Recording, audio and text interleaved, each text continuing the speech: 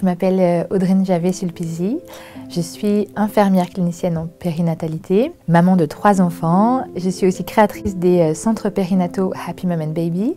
Je suis créatrice de contenu sur les réseaux sociaux à titre informatif et préventif en santé périnatale. Et je crois que je vais m'arrêter là, en quelques mots.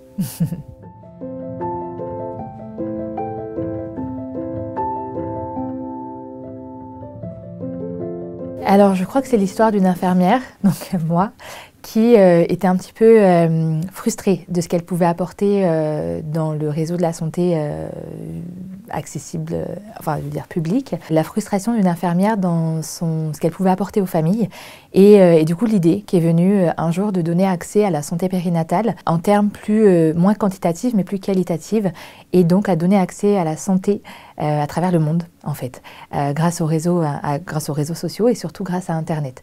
La genèse elle est là.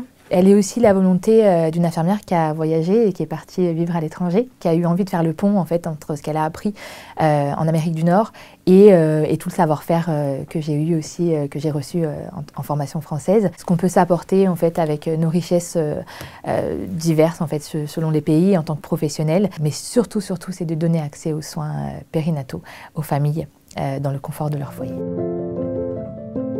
L'objectif de mon livre, c'est d'être un partenaire de vie, un partenaire de qualité aussi, et un partenaire de confiance avec les personnes qui accueillent un enfant dans leur vie, notamment les femmes. C'est de dire tout ce qu'on ne dit pas. Je crois qu'avec les patientes, on a souvent « on ne m'avait pas dit, je ne savais pas ». On a des milliers de conseils, mais toujours très pragmatiques. Donc on n'a souvent pas la profondeur en fait, de ce qui se passe à l'intérieur. Et c'est un constat que j'ai fait, et donc c'est vraiment l'objet du livre, c'est ça. Entendre, écouter tout ce qu'on ne nous dit pas et tout ce qui va nous donner finalement de la force, de la confiance et cette posture un petit peu de voilà, j'ai de l'estime pour moi dans mon rôle de mère, j'ai confiance dans mon rôle de mère parce que je sais que ce que je traverse c'est normal, je sais quand ça devient pas normal parce que je sais quand je vais avoir besoin de solliciter peut-être des professionnels, donc nous, et je suis confiante en fait. Voilà, je suis confiante, c'est redonner cette place centrale à la famille et à la femme surtout qui accueille un enfant. J'ai beaucoup voyagé. J'ai trouvé le vouvoiement en France essentiellement et pas dans les autres pays que j'ai visités et non dans celui dans lequel je vis aujourd'hui. Et j'ai trouvé que ça a amené une proximité intéressante avec le lecteur et j'avais envie d'avoir cette position en fait. J'avais envie d'être cette amie, cette sœur, cette professionnelle, cette personne qui a un entretien très intime avec la personne à qui elle parle en fait. Et ce côté murmure, chuchotement, ce côté petite voix intérieure, en fait, j'avais envie de cette proximité avec la lectrice ou le lecteur. Et c'est pour ça que j'ai choisi le tutoiement. C'est vraiment, c'est venu tout de suite en fait. Je n'avais pas envie de mettre de la distance avec cette femme ou la personne qui allait me lire. J'avais envie qu'elle s'imagine en fait que j'étais assise à côté d'elle, comme en entretien, comme quand je suis en consultation avec mes patientes, où je leur dis tu d'ailleurs, dans le centre on tutoie. On me pose la question parce que du coup culturellement on demande quand même, mais toutes les filles qui sont formées, qui travaillent avec moi, demandent si elles peuvent tutoyer leurs patients, pour vraiment briser la glace en fait et rentrer un petit peu dans l'intimité parce qu'on partage un moment important de leur vie et je crois qu'elles ont besoin de se sentir en confiance et parce que c'est souvent ce qui ressort, c'est le manque de confiance, je me sens pas écoutée, je me sens pas soutenue et je veux qu'elles se sentent soutenues et écoutées et le tutoiement amène un petit peu cette sensation, cette perception des choses, surtout avec la lecture. Il y a un thème général qui est le processus de maternalité. Donc ce processus en fait de passage de l'état de femme à l'état de mère en fait, un petit peu comme aujourd'hui on parle beaucoup de matrescence, dans la psychanalyse on parle de maternalité, donc c'est un concept où en fait on a vraiment ce passage de femme à mère. Donc en fait le thème c'est ça, c'est ce passage-là en fait, mais dans la profondeur. Vraiment dans le sentiment, dans ce qu'on ressent, dans l'intérieur en fait. Donc on va commencer par le désir, finalement la conception, donc le désir de maternité. Qu'est-ce que c'est que le désir? Parce que finalement, ça apparaît comme quelque chose de normal, de très normé surtout, mais finalement ça s'explique aussi. Un désir, c'est un concept, je veux dire en psychanalyse, c'est un concept, le désir, la pulsion, enfin ça s'explique et ça se comprend parce que parfois il va déterminer beaucoup de choses en fait.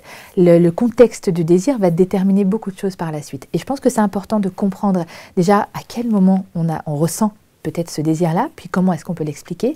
Et puis je chemine en fait, vraiment je chemine avec ces femmes du coup, sur la grossesse aussi, les différentes périodes de la grossesse, qu'est-ce qui se passe, pourquoi je ressens certaines choses, pourquoi c'est parfois difficile, pourquoi ça peut être compliqué à vivre déjà dès la grossesse.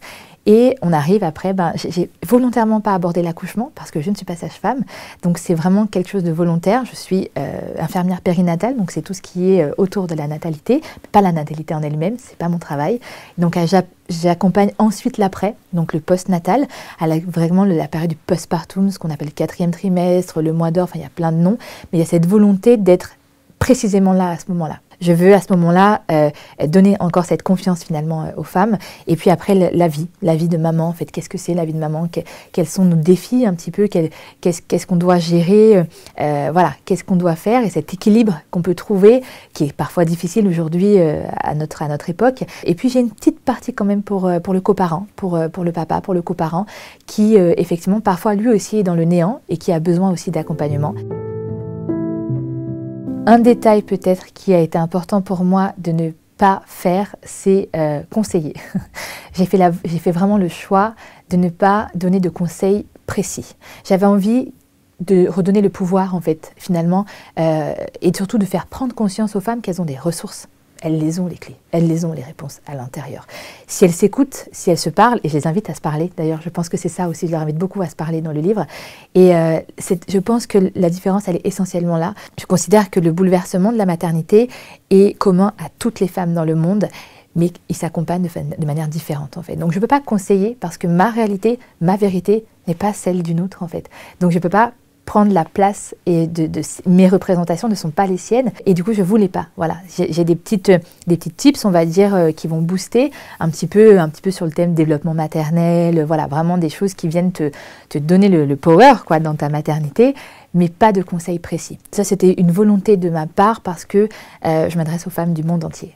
Et ayant travaillé dans plusieurs pays, j'ai vu différentes pratiques, j'ai vu différents rites, j'ai vu différents accompagnements et je ne peux pas dire qu'il y en a un moins bien qu'un autre. Donc je ne peux pas moi, du haut de ma pratique à moi, dire que la mienne c'est la mieux, de mes concepts à moi, les miens c'est les mieux. Non, je ne voulais pas tomber là-dedans, donc c'est aussi je pense que la différence elle est aussi là. Je ne voulais vraiment pas tomber dans le listing de conseils à faire, les clés, non.